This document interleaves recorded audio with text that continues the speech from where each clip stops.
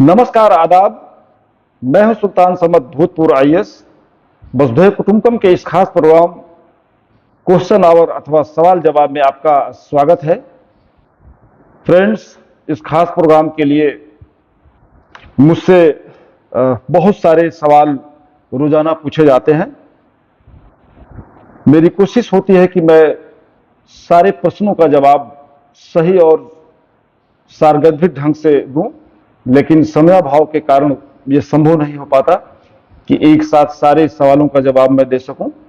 लेकिन मैं आपको आश्वस्त करना चाहता हूं कि लेटर और सूनर मैं आपके सारे सवालों का जवाब अवश्य दूंगा।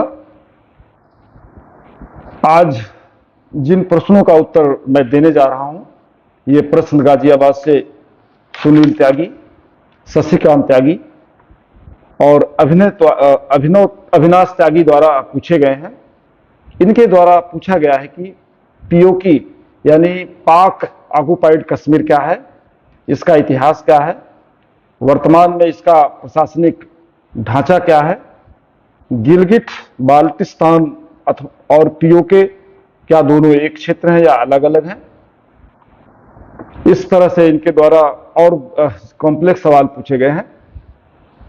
साथियों, आज आप सभी लोगों का बहुत बहुत धन्यवाद। मेरा इस प्रोग्राम को देखने के लिए मैं आप सभी लोगों का दहात शुक्रगुजार हूं, आभारी हूं। अब मैं आपके बारी बारी आपके प्रश्नों का उत्तर देने की कोशिश करता हूं। इंडियन इंडिपेंडेंस एक्ट यानी भारत स्वतंत्रता अधिनियम 1947 द्वारा विभाजन की जो योजना तैयार की गई थी, उसके मुताबिक देशी रियासतों को यह छूट थी कि वो या तो इंडिपेंडेंट रह सकती हैं, स्वतंत्र रह सकती हैं, या पाकिस्तान भारत में से किसी में भी अपना विलय कर सकती हैं। इस समय हिंदुस्तान में लगभग 562 देशी रियासतें थीं, जिनमें से सभी ने या तो जिनमें सभी लोगों ने या तो पाकिस्तान में अपना मर्जर कर लिया, विलय कर लिया, या हिंदुस्तान में। इस समय सिर्फ 3 ऐसी रियासतें थीं जिन्होंने स्वतंत्र रहने का निर्णय लिया था। ये थी हैदराबाद, जूनागढ़ और जम्मू कश्मीर। इस समय जम्मू कश्मीर के शासक महाराजा हरि सिंह थे।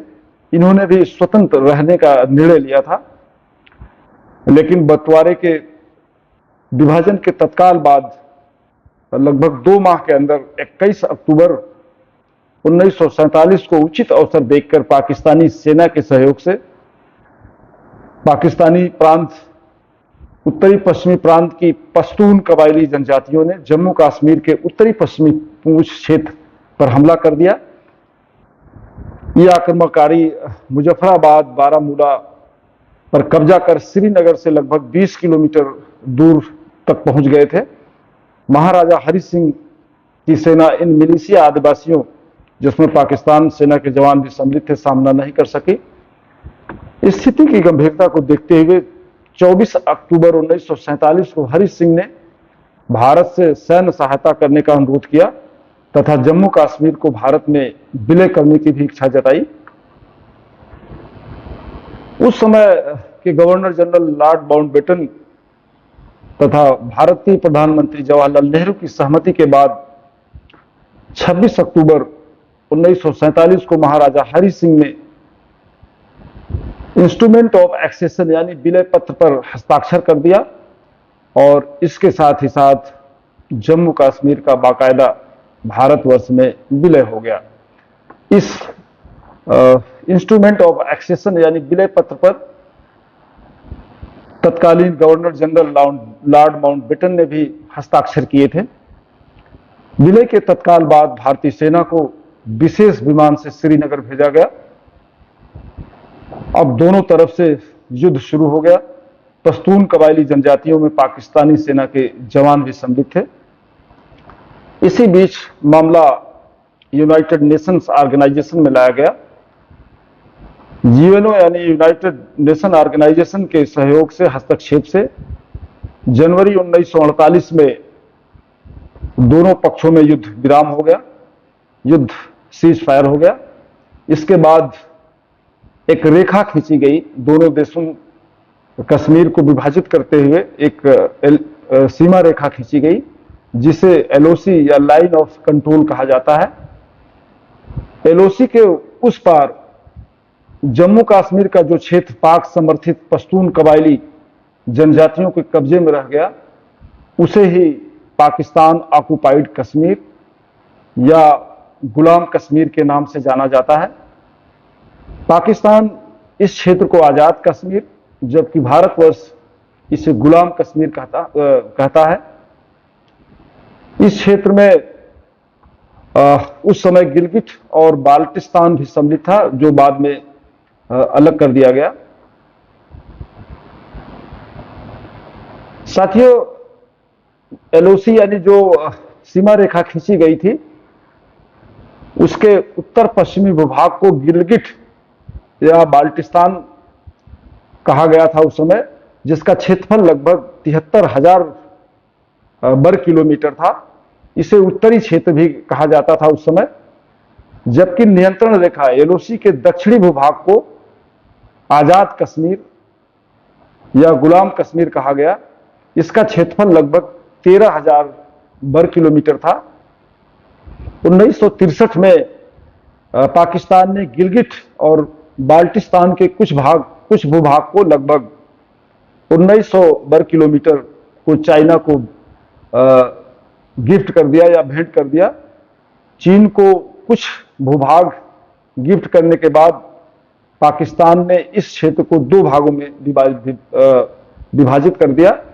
प्रशासनिक दृष्टिकोण से इसे दो भागों में बांट दिया गया। एक का नाम गिलगिट बाल्टिस्तान रखा गया और दूसरे का नाम आजाद कश्मीर, जबकि दोनों पाक ऑक्युपाइड कश्मीर या पाक अधिकृत कश्मीर के ही क्षेत्र थे, चाहे वो आजाद कश्मीर हो या गिलगिट बाल्टिस्तान का क्षेत्र हो, दोनों पीओके यानी पाक ऑक्युपाइड क्षेत्र में ही आते थे। आज की तारीख में आजाद कश्मीर और गुलाम कश्मीर और गिलगिट बाल्टिस्तान दो अलग अलग क्षेत्र हैं। आजाद कश्मीर की राजधानी या गुलाम कश्मीर की राजधानी मुजफ्फराबाद है। इसमें लगभग 9 जनपद शामिल हैं। यहाँ एक राष्ट्रपति, एक प्रधानमंत्री और मंत्रिपरिषद होती है और इसकी अपनी एक विधानसभा है। गिलगिट बाल्टिस्तान क्षेत्र को 1909 के पूर्व नॉर्दर्न एरिया कहा जाता था, उत्तरी क्षेत्र कहा जाता था। पाकिस्तान द्वारा पारित गिलगिट बाल्टिस्तान सशक्तिकरण और स्वशासन ऑर्डर 2009 लागू होने के बाद इस क्षेत्र का नाम उत्तरी क्षेत्र से गिलगिट बाल्टिस्तान कर दिया गया। इसके पूर्व तक यह उत्तरी क्षेत्र कहलाता था तथा इसमें भी एक विधानसभा का प्रावधान किया गया। इस क्षेत्र में भी लगभग 10 जिले हैं। दोनों प्रांतों को मिलाकर इसकी आबादी लगभग 60 लाख के आसपास है। दोनों क्षेत्रों, आज गुलाम कश्मीर और गिलगिट बाल्टिस्तान की अपनी अपनी विधानसभाएं हैं।